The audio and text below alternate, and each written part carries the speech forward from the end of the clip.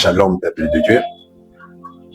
Nous bénissons Dieu pour cette opportunité qu'il nous accorde de revenir une fois de plus à vous, afin de vous apporter un message d'édification, un message d'affermissement et surtout un message de perfectionnement pour ceux qui sont déjà chrétiens et aussi un message d'appel à la repentance pour ceux qui n'ont pas encore reçu Jésus-Christ comme Seigneur et Sauveur de leur vie. Pour aujourd'hui, nous allons essayer de partager la pensée dans les livres des Romains, chapitre 2. Et là, dans ce livre, il y a un message important que l'Esprit a inspiré à l'apôtre Paul en s'adressant aux Romains, de comment nous devons en fait marcher en tant que chrétiens et comment ceux aussi qui n'ont pas encore cru doivent marcher. Parce que souvent on se fait les idées, comme qui dirait, si on n'est pas chrétien, ce qui est des chrétiens les concerne, alors ce Dieu-là c'est un Dieu de chrétiens. Non. Le Dieu, il est Dieu de tous. Donc Dieu de chrétiens et Dieu de païens. C'est là que je vais tout droit dire que les Écritures concernent trois catégories de personnes ou trois groupes dans la Bible. Il y a des écrits où le message est directement adressé aux Juifs. Et là, quand nous parlons des Juifs, nous voyons une nation, un pays.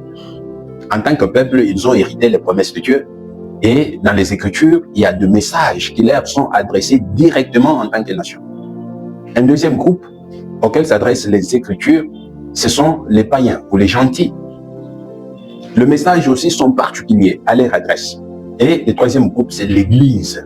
Quand nous parlons de l'Église, là nous voyons ceux d'entre les païens et ceux d'entre les Juifs qui ont reçu la foi chrétienne. Donc ils croient en Jésus-Christ comme Seigneur et Sauveur de leur vie. Et tout cela est écrit pour notre instruction, pour notre éducation. C'est-à-dire nous pouvons tirer des leçons dans le message destiné à chaque groupe. Mais ici, voilà ce que la Bible dit. C'est l'apôtre Paul qui écrit.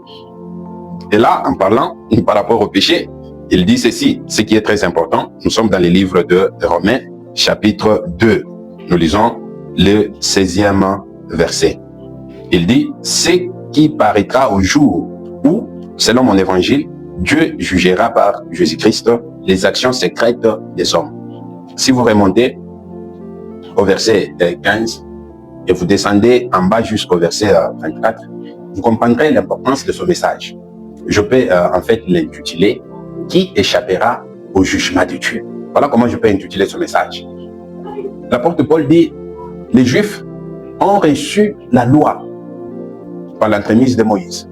Et cette loi, avec ses 10 commandements, interprétés dans environ 613 articles, c'était juste un moyen qui pouvait définir la marche des enfants d'Israël après les rentrées dans le pays de la promesse. Mais qu'ont-ils fait?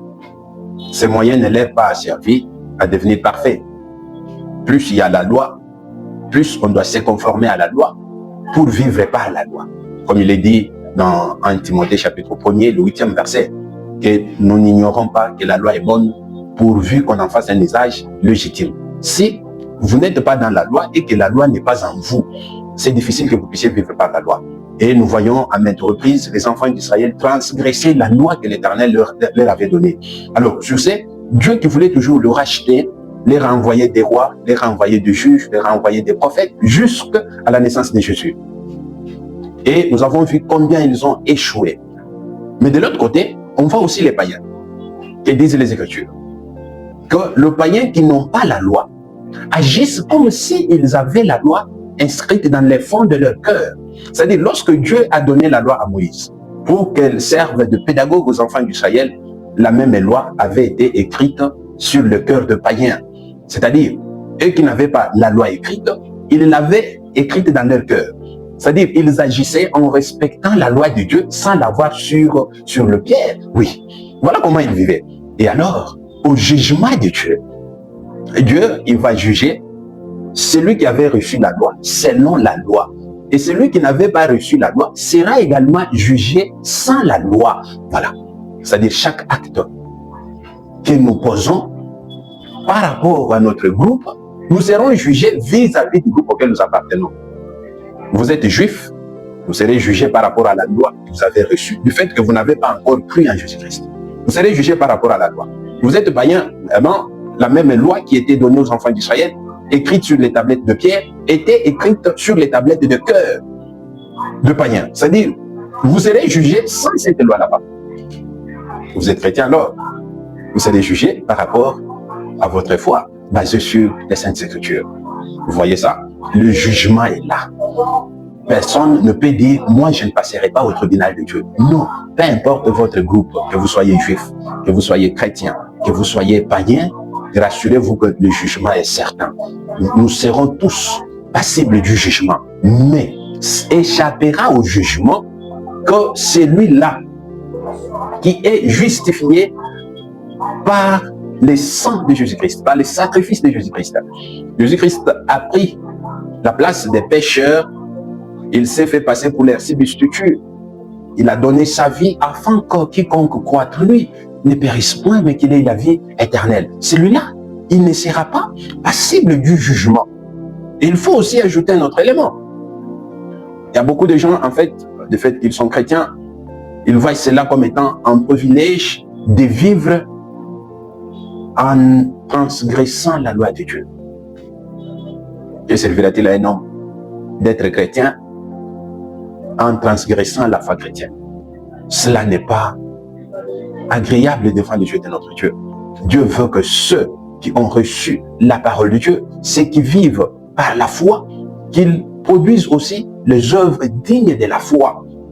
Quand vous prenez Matthieu chapitre 7, le verset 21, c'est le Seigneur qui dit, tous ceux qui m'appellent Seigneur, Seigneur, n'entreront pas dans les royaumes de Dieu. Quand il parle de ceux qui l'appellent Seigneur, là nous voyons l'Église. C'est là qu'il y a des gens qui appellent Jésus-Christ leur Seigneur. Mais si les Seigneurs, vous devez faire ce que le Seigneur veut. Vous devez mettre en application la parole du Seigneur. Les instructions du Seigneur doivent être scrupuleusement observées. Et la question c'est, est-ce que nous les observons en tant que chrétiens? C'est là que les chrétiens doivent faire très attention. Son privilège là de dire qu'on est chrétien ne nous autorise pas de vivre comme des païens, mais étant dans le Seigneur. Nous devons vivre en tant que chrétiens comme les enfants de Dieu, dignes de son royaume. L'apôtre Paul dit que le nom du Seigneur est blasphémé à cause de vous. C'est vous là, juifs parce qu'ils avaient reçu la loi, mais c'est vous là, chrétiens parce que nous avons la foi en Jésus-Christ. Mais si nous vivons comme ceux du monde, pourquoi alors allons-nous engager le temps, allons dépenser notre énergie pour appeler ceux qui n'ont pas encore cru à devenir chrétiens? Nous devons nous-mêmes être modèles. Notre façon de vivre, notre façon de marcher, notre façon de collaborer, notre façon de coopérer avec ceux du monde doit témoigner de notre foi chrétienne. C'est pourquoi rassurez-vous, est-ce que vous êtes sur la bonne voie? Le jugement est certain. Le Seigneur revient bientôt. Quelle sera ta part? Et à toi qui n'as pas encore donné ta vie à Jésus-Christ, ne te frappe pas la poitrine pour dire que cela concerne seulement les chrétiens. J'échapperai au jugement de Dieu. Faux. Tu n'échapperas pas. Le jugement t'atteindra. C'est pourquoi le temps qui t'est encore offert, il faut que tu puisses le bénéficier. C'est aujourd'hui que tu dois donner ta vie à Jésus-Christ. Crois en lui. Il est le salut pour quiconque croit en lui. Il est le salut pour celui qui l'accepte. Pendant ces temps de grâce, le salut est gratuit. Les bras du Seigneur sont grandement ouverts. Il dit, venez à moi, vous tous qui êtes fatigués et chargés, et moi je vous donnerai du repos. Acceptez ce message. Recevez Jésus-Christ dans votre vie comme votre Seigneur et Sauveur personnel. Et vous serez sauvés. C'est maintenant. Ce n'est pas demain. Parce que tu n'as pas l'assurance d'être là demain.